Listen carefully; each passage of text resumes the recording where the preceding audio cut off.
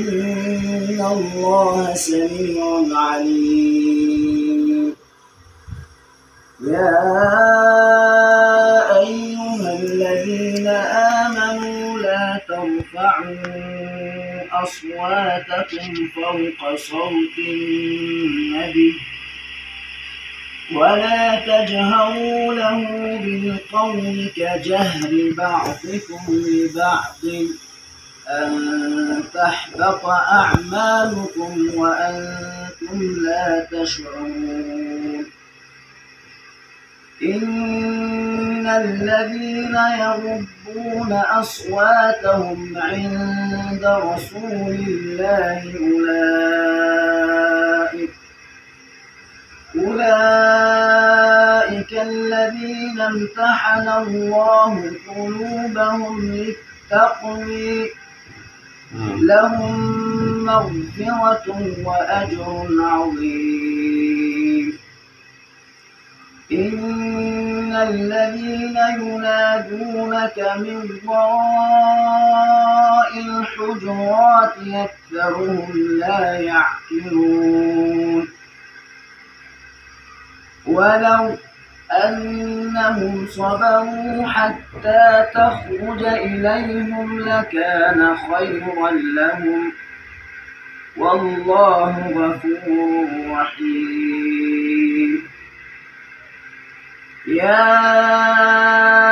أيها الذين آمنوا إن جاءكم فاسق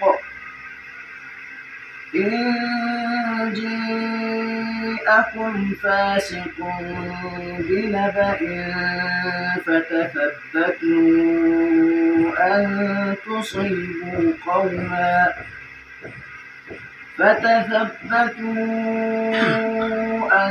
تصيبوا قوما بجهالة فتصبحوا على ما فعلتم نادمين. واعلموا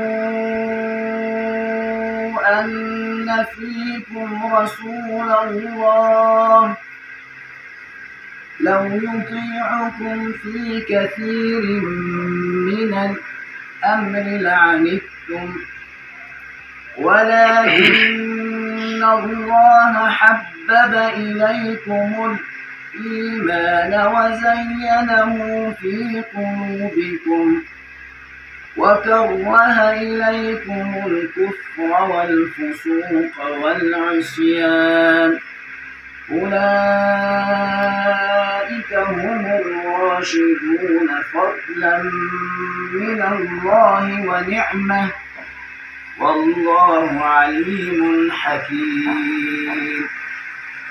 وإن طائفتان من المؤمنين اقتتلوا فأصلحوا بينهما فإن بغت إحداهما على الأخرى فقاتلوا التي تبغي حتى تفيء إلى أمر الله فإن فاءت فأصلحوا بينهما بالعدل وأقسطوا إن الله يحب المقسطين. إنما المؤمنون إخوة فأصلحوا بين أخويكم واتقوا الله لعلكم ترحمون. صدق الله العظيم.